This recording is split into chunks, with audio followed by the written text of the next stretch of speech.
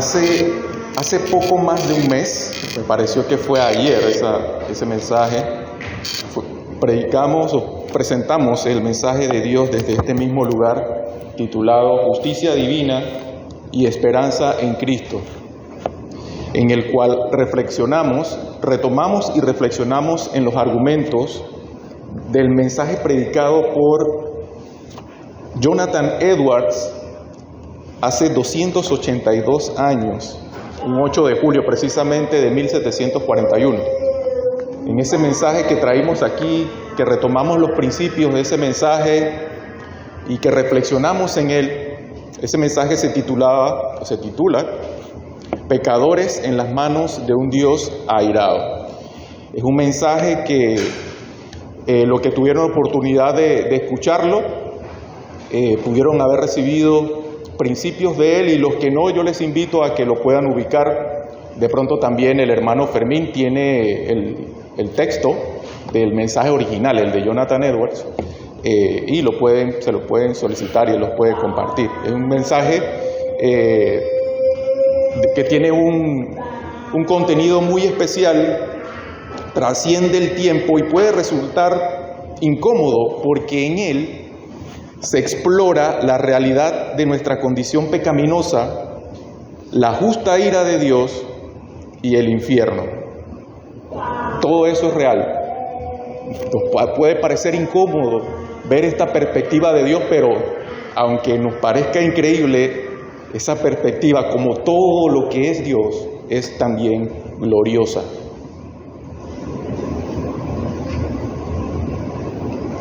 También nosotros en ese mensaje, y como era la intención de Edward también en aquella época, vimos en él la maravillosa oferta de gracia y salvación que Dios nos ofrece a través del Señor Jesucristo.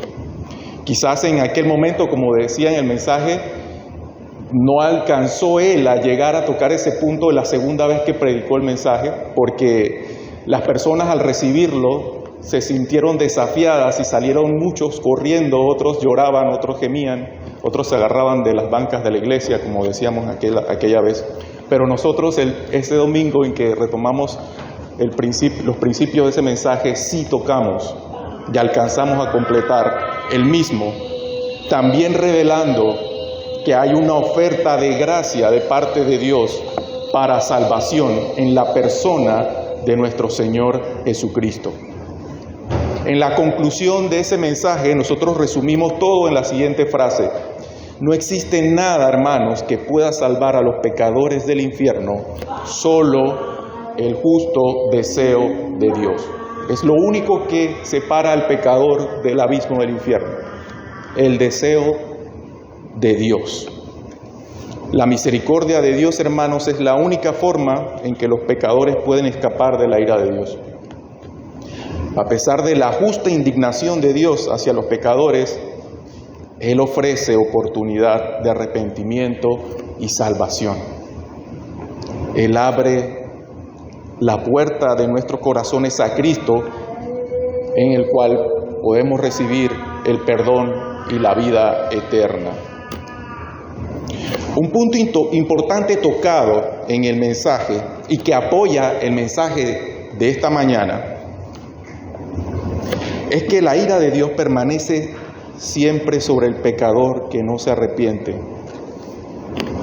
Y muchas veces, decíamos aquel día, que escuchamos con ligereza decir a veces que Dios odia el pecado, pero ama al pecador. Sin embargo, si usted escudriña su Biblia, no lo encontrará en ningún lado de las Escrituras de esa manera. De hecho, y esto es comentario aparte, tengo entendido que esta frase es una frase que se le atribuye a Mahatma Gandhi. El pasaje bíblico más reconocido por el amor de Dios es quizás Juan 3:16, y creo que estaremos muy de acuerdo todos en él. Dice: porque de tal manera amó Dios al mundo, que ha dado a su Hijo unigénito, para que todo aquel que en Él cree no se pierda, mas tenga vida eterna. Y ese es el mensaje que refleja el amor y que nosotros cuando evangelizamos es el que tenemos de punta de lanza para presentar el Evangelio. Sin embargo, unos versículos más adelante se completa esta gloriosa verdad del amor, pero dice de la siguiente manera. En Juan 3:36 podemos leer: el que cree en el Hijo tiene vida eterna, pero el que rehúsa creer en el Hijo no verá la vida, sino que la ira de Dios está sobre él. Juan 3:36. Dios aborrece el pecado, hermanos, y su ira permanece sobre el pecador. Sin embargo, como dijimos aquella mañana, Él interpone su amor. Dios interpone su amor como un escudo para salvar del furor de su ira al más vil pecador que se arrepienta y crea en el Hijo. La ira que debía ser descargada sobre ese pecador fue descargada sobre el inocente en la cruz del Calvario, nuestro Señor Jesucristo. Un amor tan infinito con el potencial de salvar a toda la humanidad, pero que solo es aplicable para todo aquel que se arrepienta de sus pecados y crea en el Hijo. Esta mañana, hermanos, el mensaje del que seré portador es sobre ese amor derramado por Cristo en la cruz y una de las innumerables y gloriosas maneras en que este amor actúa en nuestras vidas. Así que yo les invito a leer conmigo, en reverencia de pie, la palabra del Señor en 2 de Corintios 5, versículos 14 al 17. Vamos a leerlo todos juntos. 2 de Corintios 5, 14 al 17. Dice la palabra del Señor de la siguiente manera. 1, 2, 3. Porque el amor de Cristo nos constriñe, pensando esto, que si uno murió por todos, luego todos murieron, y por todos murió, para que los que viven ya no vivan para sí, sino para aquel que murió y resucitó por ellos. De manera que nosotros de aquí en adelante a nadie conocemos según la carne. Y aun si a Cristo conocimos según la carne, ya no lo conocemos así. De modo que si alguno está en Cristo, nueva criatura es. Las cosas viejas pasaron, he aquí, todas son hechas nuevas. Que el Señor añada bendición a su palabra esta mañana. Amado Dios, te damos gracias, Señor. Toda honra y toda gloria es tuya por los siglos, Señor. Te damos gracias porque nos das la oportunidad de estar congregados aquí en un mismo sentir, en un mismo espíritu, Señor, hermanados, identificados en tu Hijo, Señor, para recibir de ti este mensaje, Señor. Te rendimos culto y escuchamos de ti respuesta a través de la palabra, Señor. No pongas criterio mío en el mensaje que salga de mi boca, Señor, sino criterio de tu verdad, que venga de tu corazón hacia cada uno de nosotros. Que cada uno de nosotros aplique esa palabra en su vida, sea de alimento espiritual y que pueda proclamarla al salir de aquí para el engrandecimiento de tu obra, para el progreso del Evangelio. Toda honra y toda gloria te damos gracias, Señor, esta mañana y cada día. En nombre de tu Hijo amado, nuestro Señor Jesucristo. Amén. Amén. Muy bien, hermanos. Entonces, para dar algo de contexto a este pasaje que acabamos de leer en 2 de Corintios 5, 14 al 17, esa porción es un tesoro dentro de las epístolas de Pablo, dirigida a la iglesia de Corinto en la antigua Grecia. Corinto, una ciudad próspera y cosmopolita, enfrentaba desafíos por divisiones internas y creencias variadas que había allí. Los corintos se veían influenciados por la retórica como buenos griegos, es decir, la oratoria, el conocimiento y el estatus social. Pablo, quien había fundado la iglesia en su segundo viaje misionero, escribió para edificarla y corregirla. Aunque hay menciones de que hay más de las 2 que conocemos, cartas, hay varias cartas de Pablo a Corintios, posiblemente 4 en total. Eso lo podemos ver si vemos incluso las 2 epístolas que tenemos en referencia en la Biblia. Se hace alusión a otras cartas que él pudo haber enviado a ellos. Solo 2 de estas posibles 4 han sido preservadas en la Biblia como inspiradas por Dios. Y el pasaje resalta la muerte y resurrección de Cristo como base de la fe, enfocándose en el amor de Cristo como impulso para el servicio cristiano y la gratitud, respondiendo a los retos culturales y divisiones internas que habían en Corinto. Era una ciudad cosmopolita, tenía la influencia de muchas culturas y esa congregación tenía retos y desafíos. Merecía siempre la atención de Pablo en corrección a través de sus cartas y también para edificación. La realidad de la sociedad corintia, hermanos, en aquella época no es muy diferente a la de nuestros días. Por ejemplo, aquí en Panamá nosotros también captamos muchas culturas. Y el mensaje del día de hoy es oportuno para hablar del amor de Cristo desde una perspectiva en la que quizás algunos o muchos de nosotros no hayamos reflexionado de pronto. Yo les invito a que veamos 3 argumentos para presentar este mensaje y que parten de la enseñanza de esta porción de la palabra que acabamos de leer en 2 Corintios 5. Primeramente, la fuente del amor que nos constriñe. La fuente del amor que nos constriñe. Basado en la porción de 2 Corintios 5:14 en el apartado A. El amor, porque el amor de Cristo nos constriñe, y que le da título a este mensaje. Un argumento clave en el sermón de Edwards, que citamos del pasado, Pecadores en la mano de un Dios airado, para persuadir sobre la realidad de la terrible condición que representa para aquel que espera ser objeto de la ira de Dios. Uno de los argumentos que él presentaba es que llamaba a que cada uno de los puntos es: considera de quién es la ira. Él hablaba de la realidad de la ira, sí, pero uno de sus primeros argumentos es: considera de quién es esa ira. No es como la del faraón de Egipto, el rey Nabucodonosor, ni Herodes el Grande. El texto destaca que la ira en cuestión pertenece al Dios infinito y que trasciende la ira humana, incluso la del más poderoso gobernante, cuya ira sería insignificante comparada con la de Dios.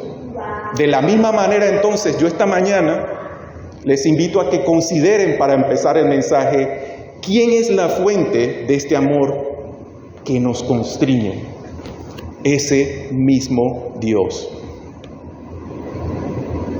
El amor de Cristo, hermanos, es la raíz, Cristo, la máxima expresión del Padre. Es la raíz de nuestra fe y acción, como Pablo nos enseña en 2 Corintios 5:14, en esa porción. Porque el amor de Cristo nos constriñe. Este amor nos constriñe, nos aprieta desde el interior, inspirándonos a vivir de una manera significativa y trascendente, no banal. Esta quizás es una palabra que de pronto no utilicemos muy comúnmente y hasta nos puede sonar a muchas cosas que nada tienen que ver. Pero debemos saber que en su contexto, la palabra constriñe o constriñen aparece en varios pasajes de la Biblia, y aquí hay un ejemplo de ello.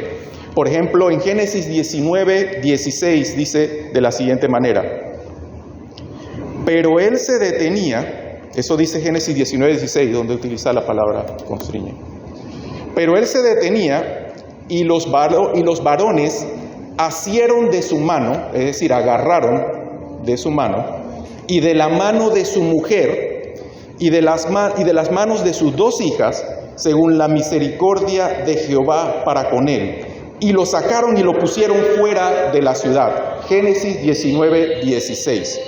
Pero él se detenía y los varones asieron de su mano y de la mano de su mujer y de la mano de sus 2 hijas, según la misericordia de Jehová para con él, y lo sacaron y lo pusieron fuera de la ciudad. esa palabra asieron o agarraron en una traducción actual, se traduce como constriñeron en algunas versiones bíblicas. ¿Recuerdan a qué evento se refiere ese pasaje que acabamos de leer? Se refiere a cómo los ángeles tomaron a Lot y su familia de la mano y los llevaron fuera de la ciudad de Sodoma antes de que fuera destruida. Entonces, este uso muestra cómo constreñir o asir o agarrar puede expresar la acción de tomar firmemente a alguien o ejercer influencia para guiarle o dirigirle. Otras versiones de 2 Corintios 5:14 leen lo siguiente. Por ejemplo, la traducción en lenguaje actual dice: porque el amor de Cristo domina nuestras vidas. Y la Nueva Versión Internacional dice: el amor de Cristo nos obliga. El término constriña aquí se refiere entonces a ejercer una influencia o control poderoso sobre alguien, llevándolo a actuar de cierta manera o a sentir una fuerte obligación. En el pasaje de 2 Corintios 5:14, donde se menciona el amor de Cristo nos constriñe, Pablo está hablando sobre cómo el amor de Cristo ejerce una influencia tan poderosa sobre los creyentes que los impulsa a vivir sus vidas de manera dedicada y transformada. Es un amor que va más allá de nuestro entendimiento humano, abrazándonos y llevándonos a responder en gratitud y compromiso. Y así pasamos a otra parte de esta misma porción del bosquejo, que dice que el amor que nos constriñe trasciende nuestro entendimiento. El amor de Cristo es tan profundo, hermanos, y abarcador que va más allá de nuestra capacidad de comprenderlo. Su sacrificio en la cruz y compromiso inquebrantable nos desafía a cada uno de nosotros a responder con humildad y entrega. Nos encontramos con este amor incomprensible en el evento central de la historia de la humanidad, la crucifixión de Cristo. Sí, la crucifixión, hermanos, es un relato impactante de sufrimiento y amor incomparable. Todo en ese lugar, a esa hora. Cristo sometido a una brutal flagelación y llevando una corona de espinas, caminó hacia su ejecución con una pesada y rugosa cruz a cuestas. Clavado en la cruz soportó los más agudos dolores en manos y pies, y mientras luchaba por respirar en su posición crucificada, recibía el escarnio y las burlas. Pero él respondió con compasión y aún más pidió a Dios perdón por sus agresores. En medio de su angustia, hermanos, él exclamó su sentir de abandono. Dios mío, ¿por qué me has abandonado?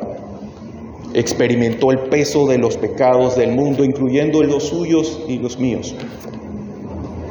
Sediento y agotado, mostró su entrega hasta el final al pronunciar: consumado es. La crucifixión de Cristo, hermanos, va más allá de la comprensión humana, representando un amor inigualable y un sacrificio que nos debe invitar siempre y en cada momento a reflexionar profundamente sobre su significado. Este ejemplo supremo de amor, hermanos, de Cristo, nos debe inspirar, mover a vivir nuestras vidas en respuesta a ese amor transformador y ser testigos de ese amor en el mundo y viviendo una nueva vida en Él. Como creyentes, hermanos, somos llamados a sumergirnos en el amor de Cristo. En Efesios 3, 17, 19, por ejemplo, se nos recuerda que somos enraizados y fundamentados en ese amor. Sumergirse en ese amor implica permitir que nos transforme desde adentro hacia afuera, influyendo cada aspecto de nuestras vidas y guiando nuestras decisiones y acciones. Dice la palabra en Efesios 3, 17 y 19. Para que habite Cristo por la fe en vuestros corazones, a fin de que, arraigados y cimentados en amor, seáis plenamente capaces de comprender con todos los santos cuál sea la anchura, la longitud, la profundidad y la altura, y de conocer el amor de Cristo que excede a todo conocimiento. Y esta parte es gloriosa, para que seáis llenos de toda la plenitud de Dios. No dice de la plenitud de Dios, dice de toda la plenitud de Dios. El apóstol Pablo, hermanos, aquí busca que Cristo habite en los corazones de los creyentes. En ese momento y espacio de tiempo en los Corintios, pero trasciende a nosotros hoy en día, deseando que Jesús no solo sea un visitante ocasional, sino que establezca su hogar permanente en cada uno de nosotros, que haga tabernáculo en tu corazón. Ese llamado a la morada de Cristo se contrasta con nuestras ideas superficiales de lo que es el amor. Pablo destaca que la comprensión de ese amor al que se refiere es esencial, resaltando la profundidad de las dimensiones del amor de Jesús. Si observan, para un concepto como el amor, Pablo está usando aquí términos como ancho, la longitud, la profundidad y la altura para describir esa vastedad de amor. No en términos abstractos o filosóficos de la cual los corintios eran muy afines, sino conceptos tangibles. Ese amor, hermanos, se extiende hacia todos, se prolonga eternamente y se sumerge en las profundidades más oscuras de nuestros pecados y eleva a los creyentes a las alturas celestiales. Pablo aspira a que los creyentes lleguen a conocer plenamente este amor y a ser llenos con la plenitud total de Dios, una realidad que es alcanzable y más profunda que cualquier especulación filosófica. No es abstracto. Si a pesar de recibir esta palabra, hermanos, aún nosotros pensamos en el amor de Cristo comparándolo con ese sentimiento que uno siente por un hijo o un padre o un ser amado, estamos muy lejos de conocer el amor de Cristo, de conocer su plenitud, y encajamos entonces en la petición de Pablo a los Corintios. Pablo intenta enfatizar a los corintios, muy dados a ese pensamiento filosófico, que el amor de Cristo es tangible. Nuestra sociedad hoy en día, hermanos, también, ustedes lo pueden ver en las noticias en su alrededor, está perdida en vanas ideologías.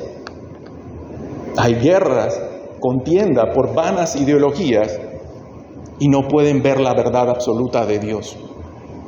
La descartan o hasta la rechazan. El amor, hermanos, no son tantas cosas bellas como dice la canción sobre la patria.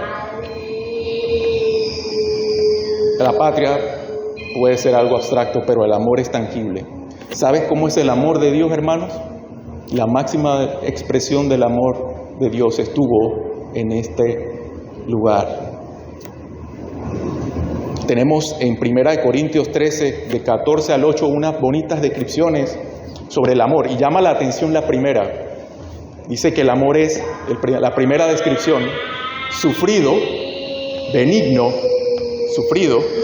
benigno, no tiene envidia, no es jactancioso, no se envanece, no hace nada indebido, no busca lo suyo, no se irrita, no guarda rencor, no se goza de la injusticia, más aún se goza de la verdad. Todo lo sufre, cree, espera y soporta. Nunca deja de ser. ¿Cómo se ve el amor, hermanos? Como Cristo en la cruz, con su cuerpo traspasado y hasta la última gota de sangre derramada en sacrificio. Así se ve el amor. Dios es amor, hermanos. Y Cristo es el verbo, es decir, la expresión máxima de ese amor encarnado. En la misma medida, y esta frase siempre la tengo presente porque una vez la escuché y me hizo reflexionar mucho. En la misma medida, hermano, que tú estás dispuesto a sufrir o padecer por el prójimo que tienes al lado, esa es la anchura, la altura y la profundidad del amor que le tienes. Es tangible. En la misma medida que estás dispuesto a sufrir por mí, esa es la altura, la anchura y la profundidad del amor que me tienes. Cristo derramó su amor infinito, con un potencial de salvar a la humanidad, pero solamente aplicable para aquel que cree. El amor de Dios, dice la palabra, fue derramado en nuestros corazones por el Espíritu que nos fue dado. Y para que no haya dudas, no dice que fue medio lleno o medio vacío, dice que fue derramado en nuestros corazones. Aquel que cree en Cristo tiene esa misma capacidad de amor.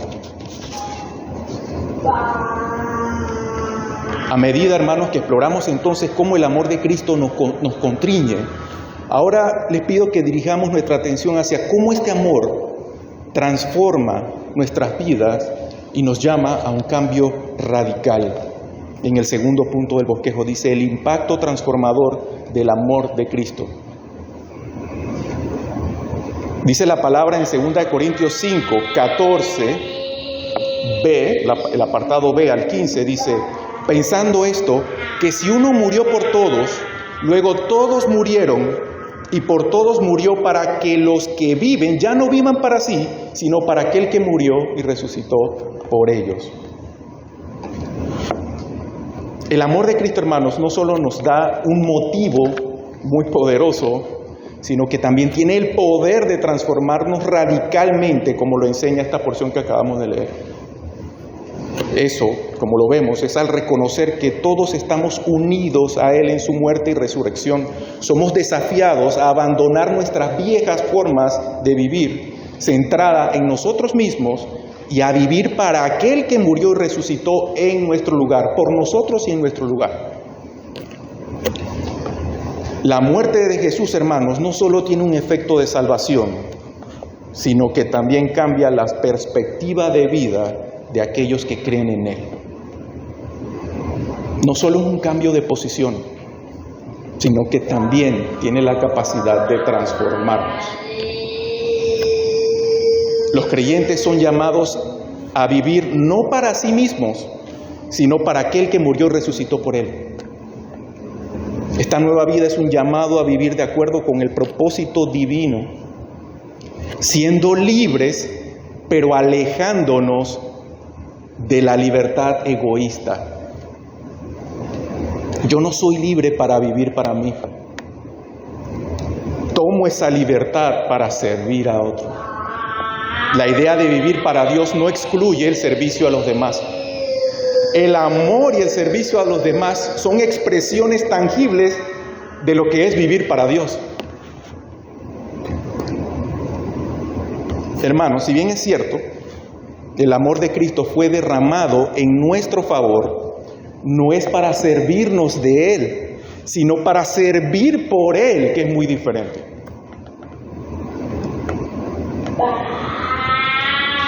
Fuiste salvo, hermano, por amor.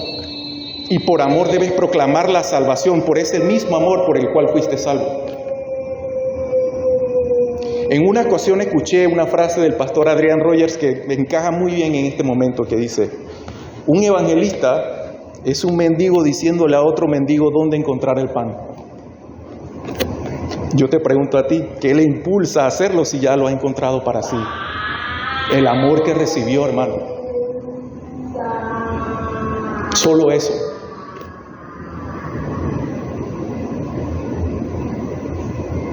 La renovación de nuestra mente, hermanos, también es esencial para experimentar ese impacto transformador del amor de Cristo. Dice la palabra, por ejemplo, en Romanos 12, del 1 al 2, esta porción muy conocida. Dice: así que, hermanos, os ruego por las misericordias de Dios que presentéis vuestros cuerpos en sacrificio vivo, santo, agradable a Dios, que es vuestro culto racional. No os conforméis a este siglo, sino transformaos por medio de la renovación de vuestro entendimiento, para que comprobéis cuál sea la buena voluntad de Dios, agradable y perfecta. Esta porción nos insta, hermanos, a renovar nuestras mentes para discernir la voluntad de Dios, viviendo de manera transformada. Esa renovación implica un cambio radical en nuestras prioridades, en nuestros valores y en la forma en que vivimos.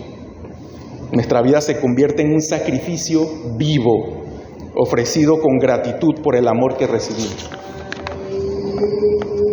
Es importante recalcar en ese último punto, hermanos, que dice: os ruego por las misericordias de Dios. La mención de las misericordias de Dios en Romanos 12, 1, 2. Eso nos recuerda que nuestra acción de ofrecer nuestros cuerpos como sacrificio vivo se fundamenta en las misericordias de Dios. Estas fueron descritas por Pablo en los versículos anteriores a esta porción. Pero esto es contrario a la idea de que los sacrificios son un medio para obtener esa misericordia, idea que comparten muchas religiones paganas, y quizás nosotros hasta por descuido podamos pensar que es esa el canal. Como se creía en antiguas religiones paganas, como he dicho, pero nuestra fe resalta que la misericordia de Dios, nuestra fe resalta que la misericordia de Dios es la base sobre la cual se sostiene ese sacrificio, ya que solo podemos ser capaces de ofrecernos en sacrificio vivo debido a que la misericordia de Dios ya obra en nosotros. Dios nos instruye, hermanos, a llevar a cabo ese acto de entrega. Al mismo tiempo nos capacita para hacerlo posible. ¿Qué más? ¿Qué necesitas? El amor de Cristo, hermanos, transforma nuestras vidas desde el interior y nos llama a un cambio radical de vida, en el que nos dedicamos a servir a Dios viviendo de forma agradable a Él. No es perfección inmediata, hermano.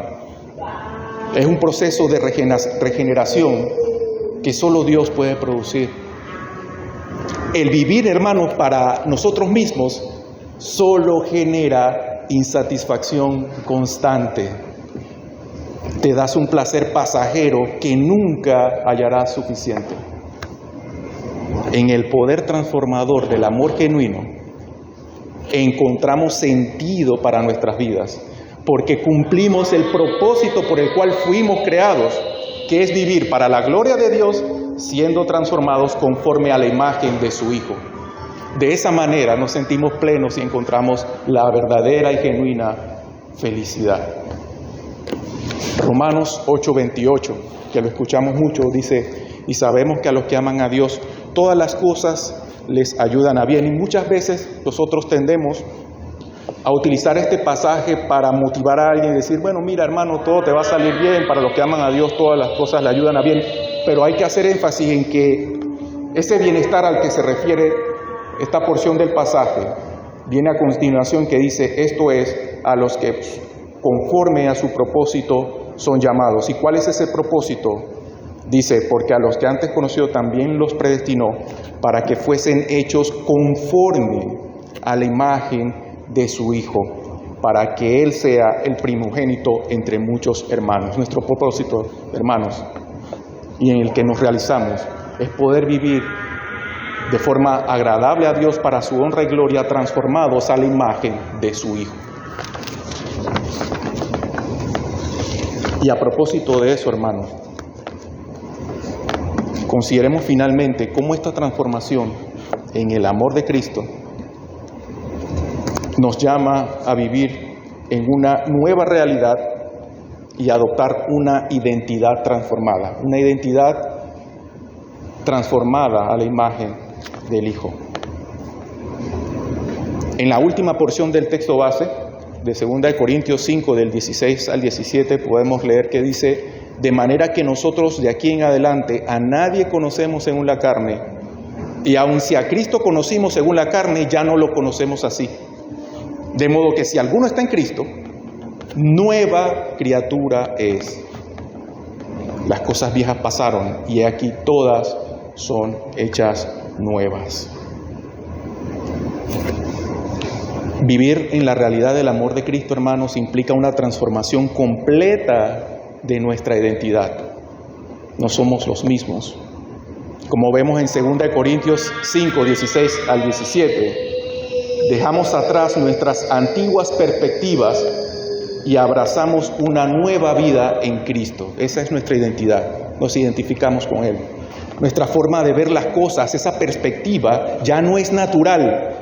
Es decir, en la carne. Por eso ya no conocemos a los demás en la carne. Y si alguna vez, refiriéndose, o Pablo en primera persona, citando esto, si alguna vez lo conocimos, ya no lo conocemos así. Nuestra forma de ver las cosas cambiaron. Ya esa perspectiva no es natural en la carne. Ahora es superior. Es en el Espíritu. No conocemos a Cristo ni al hermano en la carne, sino en el Espíritu. Esa nueva perspectiva nos lleva a conocer el genuino valor de las cosas desde la perspectiva espiritual, desde la manera en que Dios las ve y no como nosotros en la carne las vemos. Muchas veces, hermanos, a pesar de que hemos sido rescatados de la maldad, por eso citaba mucho en el mensaje anterior como aplicación, recordemos de dónde hemos sido rescatados siempre. Veamos de dónde hemos sido rescatados, de la ira de Dios, que es terrible, y en dónde estábamos metidos, perdidos en nuestros delitos y pecados. A pesar de que hemos sido rescatados de la maldad, del pecado, a veces queremos mirar atrás, como la mujer de Lot. Reflexiona en ello, hermano. ¿Cuántas veces hemos querido mirar atrás o ya lo hemos hecho?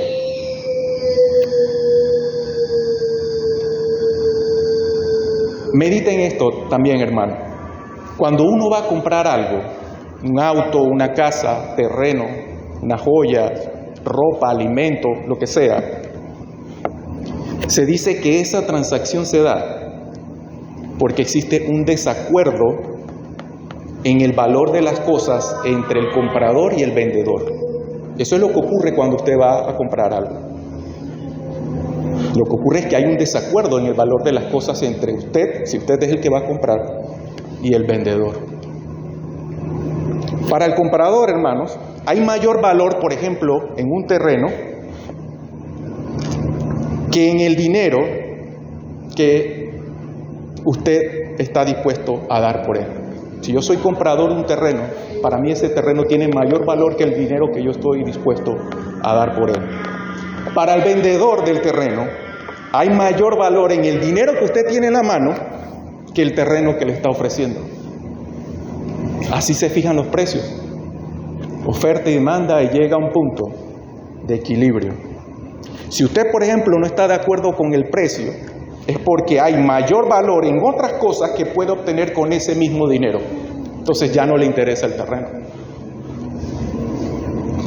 Si para usted, hermano, hay algo que representa mucho valor tener, no va a importar el dinero que tenga que dar por él. Cada vez que desobedecemos, hermanos, o vuelves la mirada hacia atrás, habiendo conocido el valor de tu rescate, le estás fijando el mismo precio que tiene para ti ese placer pasajero. Le estás fijando el mismo precio que tiene para ti ese placer pasajero al valor del rescate que tuviste. Lo estás poniendo a la par. ¿Cuántas veces has cerrado esa transacción, hermano, fijando precio? ¿Qué precio le das a la salvación? ¿Qué tan barato, tan caro puede ser para ti? Tu salvación, hermanos, costó la sangre derramada de Cristo hasta la última gota en la cruz. Y su valor es de sacrificio supremo, infinito. Si bien es cierto, hermanos, que Cristo murió por nosotros y en nuestro lugar, al creer en este sacrificio único de nuestro Señor Jesucristo, Dice la palabra que usted murió juntamente con Él en aquella cruz. No importa en qué época haya nacido, usted ahora es nueva criatura portadora de una nueva identidad. Esto lo vemos reflejado, hermanos, en Gálatas 2:20, que destaca que ya no vivimos para nosotros mismos, sino que Cristo vive en nosotros, guiando nuestras acciones y actitudes. Dice de la siguiente manera, una porción muy conocida: con Cristo estoy juntamente crucificado, ya no vivo yo, mas vive Cristo en mí, y lo que ahora vivo en la carne, lo vivo en la fe del Hijo de Dios, el cual me amó y se entregó a sí mismo por mí.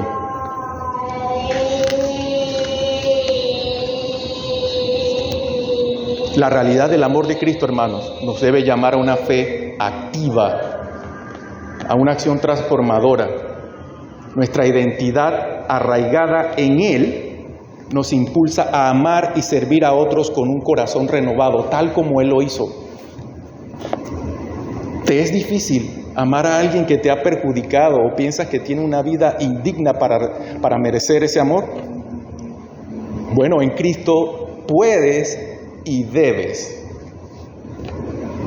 Después de que Pedro negara 3 veces durante su juicio, Jesús lo restaura. Tras su resurrección en la orilla del mar, Jesús pregunta a Pedro 3 veces si lo ama y luego le encomienda apacentar sus ovejas.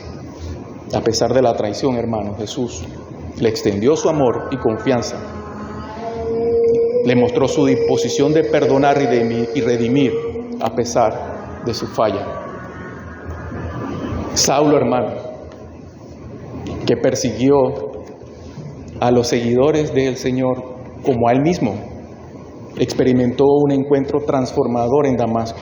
Jesús lo llama personalmente y lo transforma en apóstol ferviente. Y fue una transformación de 180, no 360, para no quedar en el mismo lugar. A pesar de su pasado violento, Jesús lo abraza y lo utiliza como instrumento para proclamar el Evangelio, para mostrarle a otro dónde está el pan.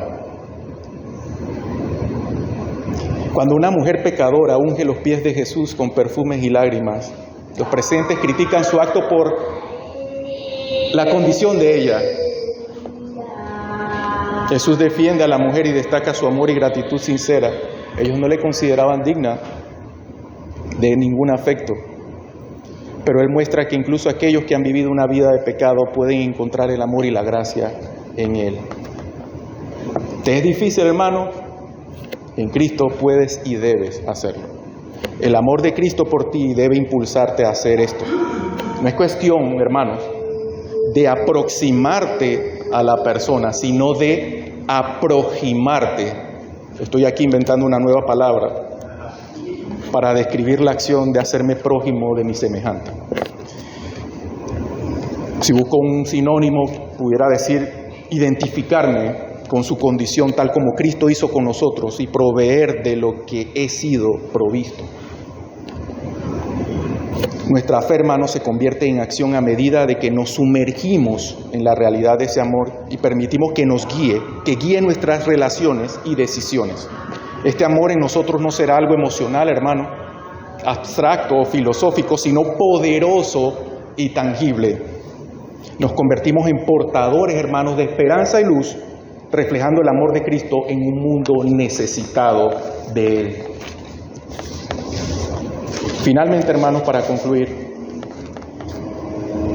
al reflexionar sobre cómo el amor de Cristo nos constriñe, nos transforma y nos llama a vivir en una nueva realidad, es mi oración que seamos desafiados a vivir cada día arraigados en ese amor y comprometidos a compartirlo con los demás, tanto personalmente como cuerpo de Cristo, congregacionalmente. A manera de aplicación, hermanos, nosotros debemos rendir el amor de Cristo en nuestras vidas como fuente de impulso para acciones diarias. Cuando enfrentamos situaciones desafiantes en nuestras relaciones, trabajo, comunidades, recordemos que el amor de Cristo nos constriñe a actuar con compasión y empatía. Nos obliga, nos impulsa, nos influye poderosamente. En lugar de responder con enojo o indiferencia, podemos elegir Y eso es parte del sacrificio también. Mostrar amor incondicional y tratar a los demás con respeto y consideración y paciencia que quizás no recibas nunca de él. Pero es que el amor no espera nada a cambio, hermano. Lo das porque lo recibiste. Punto. Puede parecerte difícil en algunas situaciones, pero recuerda que tenemos una perspectiva nueva y ahora sabemos que nuestro bien no está centrado en la satisfacción exclusiva de mis necesidades, sino en cumplir el propósito de Dios para mi vida. Darle gloria y ser conformado a la imagen de nuestro Señor Jesucristo. Al mantener la enseñanza de Cristo como nuestro estándar, hermanos, nosotros vamos a contribuir, hermanos, a un entorno más armonioso en nuestra vida cotidiana.